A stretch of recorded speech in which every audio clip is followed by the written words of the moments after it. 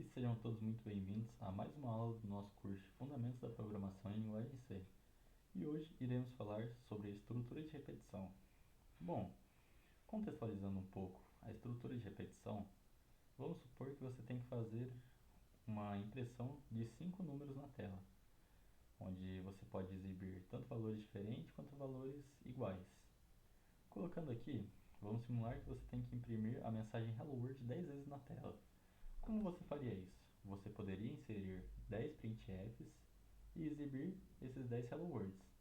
Porém, isso daí não é uma boa prática quando tratamos de números maiores. Faz de conta, você tem que exibir 1000 printfs na tela. Você poderia simplesmente imprimir o printf 1000 vezes, porém, isso não é uma boa prática. Em certas situações, os laços de repetição eles vão se adequar muito mais à proposta do sistema. E aqui começando, iremos falar um pouco do while. O while ele serve para fazer uma função até chegar numa determinada condição. Na tradução direta, while é enquanto.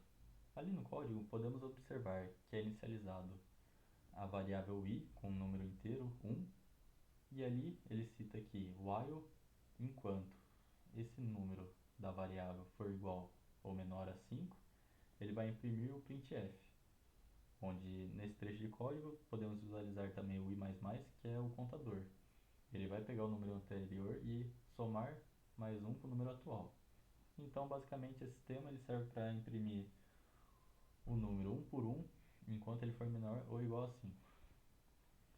E agora temos o do while. O do while ele é para fazer uma coisa enquanto. E bom, ele garante que o seu bloco de código seja executado ao menos uma vez, mesmo que as condições sejam falsas logo no início. Ali temos um exemplo onde ele inicializa a variável i com 1, faz o do, que é fazer, imprimir esse número e fazer o contador, enquanto o i for menor ou igual a 5.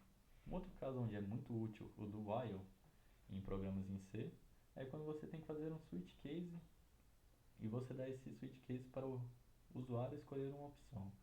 Porém, muitas vezes o usuário, tanto por curiosidade ou também por acabar errando a digitação, ele pode digitar algo que está fora do switch case. E na linguagem C, se vocês já testaram, quando alguma coisa não ocorre como está no código, ele cancela o programa.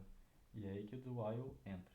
Ele permite que o usuário digite errado e fornece as informações novamente. E enquanto essa condição não for atendida, ele vai continuar fazendo isso. Assim que ele for atendido, ele finaliza. Agora vamos falar do for. O for ele é muito usado quando já sabemos exatamente quantas vezes queremos repetir um bloco. Aqui no sistema, novamente com o exemplo do contador, podemos visualizar que a sintaxe do for ele é bem definida. Ali no slide tem um pequeno erro de digitação, mas por favor, relevem. Bom, basicamente como que funciona?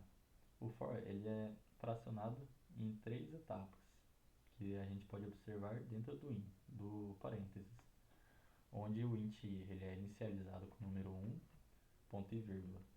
O i, enquanto ele for menor ou igual a 5, ele vai fazer o que a próxima função manda, que é o i++. Então, basicamente, ele inicializou a variável, colocou a condição e também colocou o contador. E o for ele facilita muito quando você sabe definitivamente o número de vezes que tem que repetir algo. Ele é muito utilizado em sistemas que exigem estrutura de repetição. E agora vamos falar quando utilizar essas diferentes estruturas. Aqui a gente sempre vai utilizar a estrutura de repetição que mais se adequar à situação do nosso algoritmo. É o famoso depende, que responde muita coisa na programação.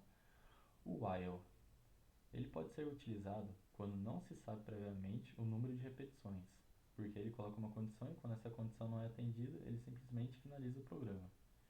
Agora, o do while ele é útil quando é necessário executar ao menos uma vez. Quando você não sabe necessariamente se algo vai ser respondido corretamente de primeira vez e ele repete essa função até que atenda as condições. E o for, no final, ele é muito útil quando se sabe o número de repetições. Quando você sabe quantas vezes tem que ser algo imprimido, quantas vezes algo tem que ser contado, e enfim, isso daí vai se adequar de acordo com o seu projeto. E eu agora finalizamos mais uma aula do nosso curso. Agradeço todo mundo que assistiu até aqui. Muito obrigado. Até a próxima.